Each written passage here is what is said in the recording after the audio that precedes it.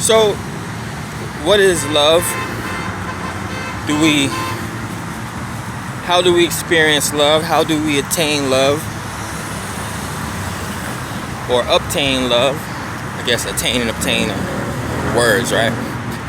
Do we even know what love is? Do we know how to experience it? So, one thing that'll help people out is learning themselves or loving themselves or becoming one with themselves, learning how to spend time with themselves, just self-love, surrendering to the process of self-trust and self-love. When you know yourself for the most part, and it's a growing process. We don't want to say wait till you're 30 or wait till you're 40 or 50 until you know yourself, because you grow and you learn every single day of your life. People that think that they're grown at 30 or grown at 45, there's people twice your age. There is a 90-year-old somewhere that looks like a 40-year-old, like a little baby. Yes. It's funny how the world works, right? It's funny how the world works. People think that, they grow up or they get this certain level, they reach a plateau. And with everything in life, there's levels. You reach one level, you're tested. If you pass the test, you go to the next level. If you don't pass the test, you don't go to the next level. So it's the same thing with life. What levels or tests are you willing to put yourself through when it comes to getting to know yourself, mastering yourself? Once you begin to master yourself, like a quarterback, once that quarterback learns that skill or learns that skill set to lead himself or to discipline himself, he can then lead a football team. So it's similar in a way. What is self-love? Are you treating yourself right? Are you eating the right things? Are you giving yourself Are you giving yourself proper education? Are you giving yourself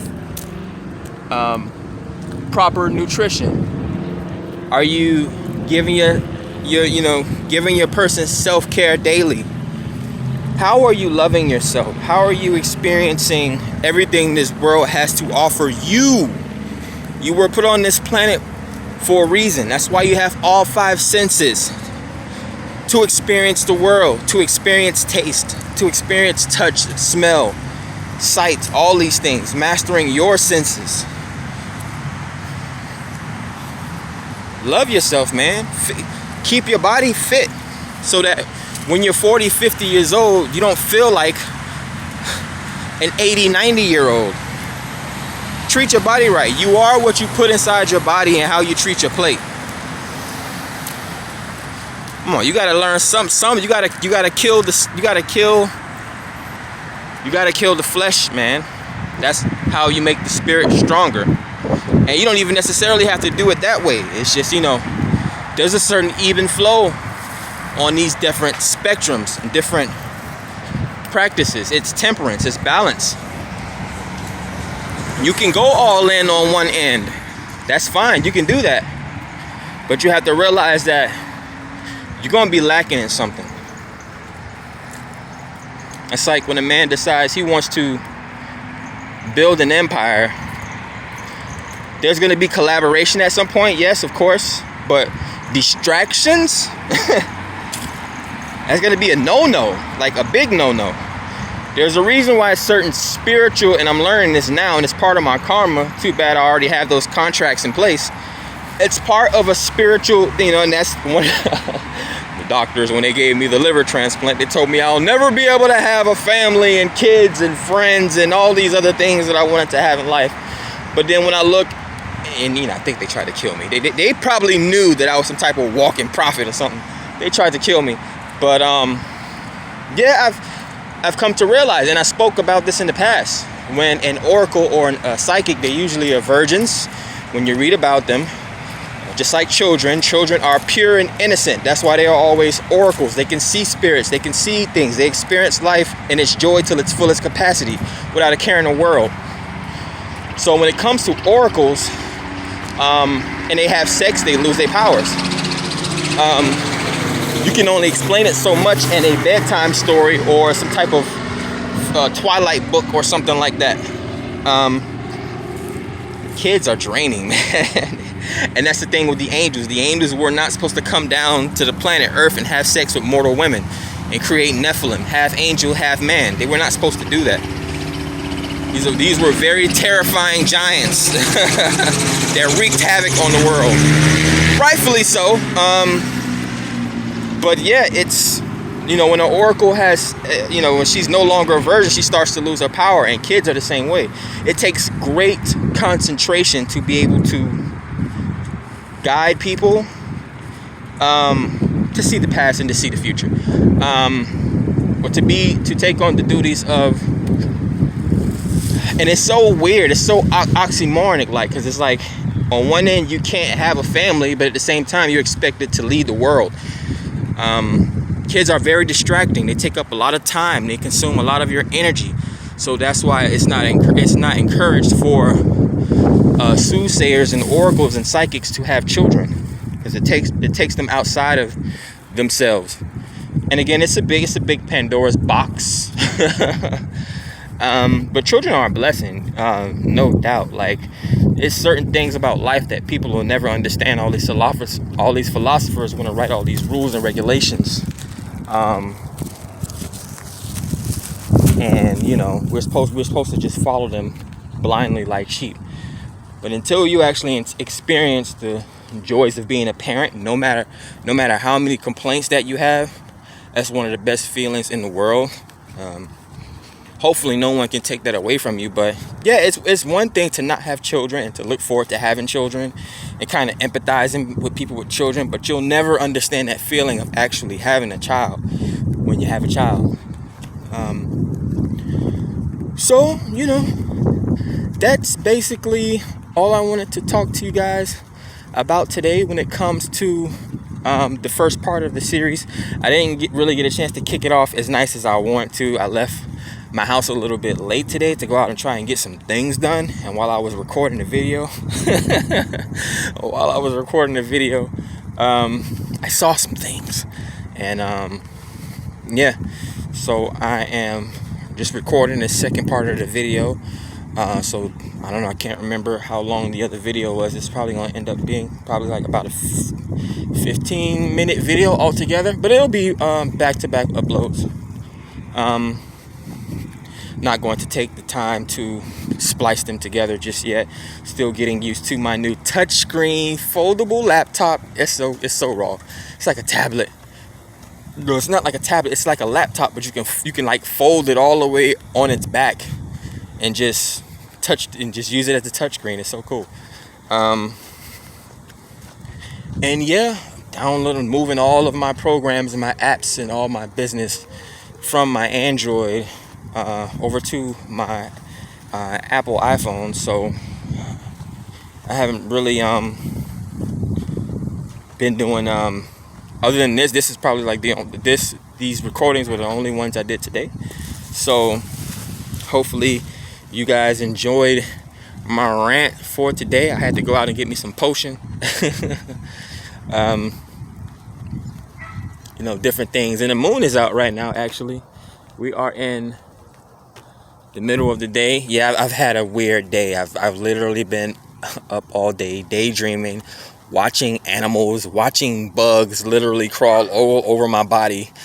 So many different sinks, butterflies flying around me, birds I've never even seen in this area, all types of blue jays and woodpeckers. It's like they wanted to have a conversation with me. They either crawled up or flew right up to me today. It was an interesting day. Hopefully I don't have no bugs in my hair. It's one of the reasons I never liked to grow my hair out. But I guess that's what the witches and the Wiccans did, right? They ran through the woods half naked, in tune with nature. I guess sort of like Adam and Eve, right? Anything else I want to say before I close this one out? No, man, I just want to wish you guys, hopefully you guys will be safe. Again, I'm not no preacher or pastor or any of these wannabe soothsayers out here shucking and jiving and just doing the too much of the unnecessary. You got to think about it in a way of like, why do people give so much money to the church? I've seen these things happen in the hood before. I've seen grandmas and aunties and uncles and aunts and things like that tied to the church religiously for years, and then when that family goes through hard time, or that aunt or grandma or mom goes through hard time, after tithing to the church faithfully for years, but something happens and the church can't even help this elder pay their rent or even a light bill. So, and that's not to say that that's every church. I happen to think that churches are very important in our society, going all the way back to slavery in the original corporate plantations on the cotton fields. Sometimes words help give people a second wind. But yeah, when it comes to things like that, it's just, you have to be very discerning. You have to take the information that you get and double back on it. Make sure that you're not being brainwashed or hypnotized or breadcrumbed. There's a lot of that going on again. And again, a lot of the things that's happening now, even the things that I thought were normal, there are things that I thought were normal that I didn't realize that people 2-3 times my age didn't even know.